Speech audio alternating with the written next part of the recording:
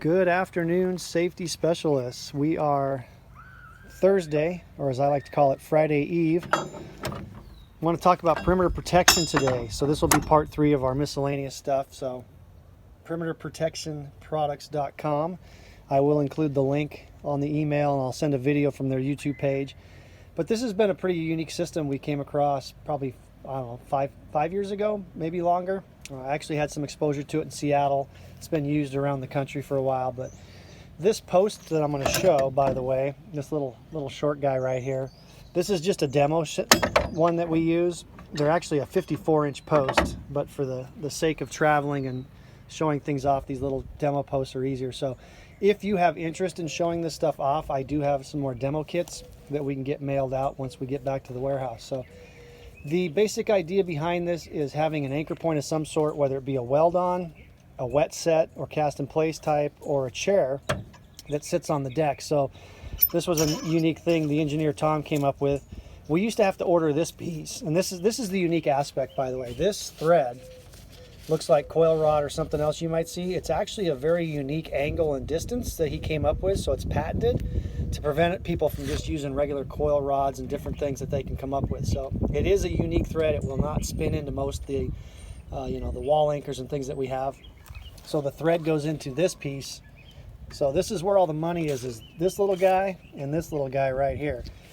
From there, he used to have these chairs were 3 and 4 leg chair mounts, but we'd have 8-inch decks, 9-inch decks. So he came up with this cool idea that you could buy these and adjust it. And how many times have you been out on a deck pour where the guy puts his chairs in and maybe it's off by a 1/4 inch or 1/8 of an inch or something, and the concrete ends up covering it? So they can put these on the deck and adjust it to the correct height, pour the concrete, this entire thing ends up cast in the concrete. These are either a wet set, so if they've already poured some concrete, they can vibrate this in. The concrete encases this whole thing. You don't put rebar through here.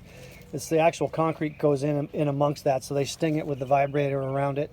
Or this one welds on. Now, obviously you look at these heights, if this is my concrete height, you've got this gap. So they have a rid plastic tube that covers that. So when I do my concrete pour, it keeps track of it. They even have this little whisker they put on here.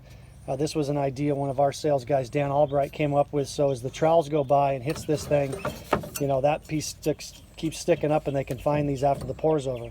So those are 3 basic types of embeds that they have, or 2 embeds really in a weld on, but these are the basic bases, and they have multiple options on the website that you will see. And once these things are poured, concrete's to this level, I just bring my post in here, I drop it, and I thread it in.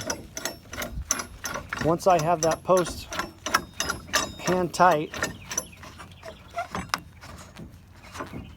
I've now got my compatible OSHA compliant handrail. You'll notice these guides are adjustable. So each end comes with a topper. I can pull this off and apply it to the little nut kit here, and I can change the height of my cable guides depending on, maybe I'm pouring a garage slab, elevated work decks, maybe a ramp to a parking garage. So you can adjust these guides to slide the cables to different heights depending on the slab. So cool little option there. It's a pass-through guide, so you can put all these in place and then just wrap the cable through. Again, keeping this top rail at the legal OSHA side, 42 plus or minus 3, and then your mid rail is usually at 21. They do have bottom attachments for toe boards and things like that.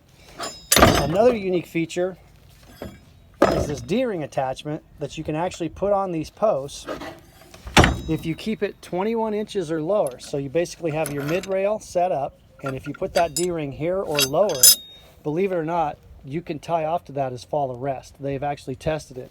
The other thing Tom created, this will screw into all these different embeds. This is the heavy duty D-ring adapter. So this actually gives me a tie off point. So you may have a roof where someone's doing some work near an edge. They put this in, they run the handrails for the project, and when it's over, they pull it out, put the cap back on, and hide it maybe under carpet.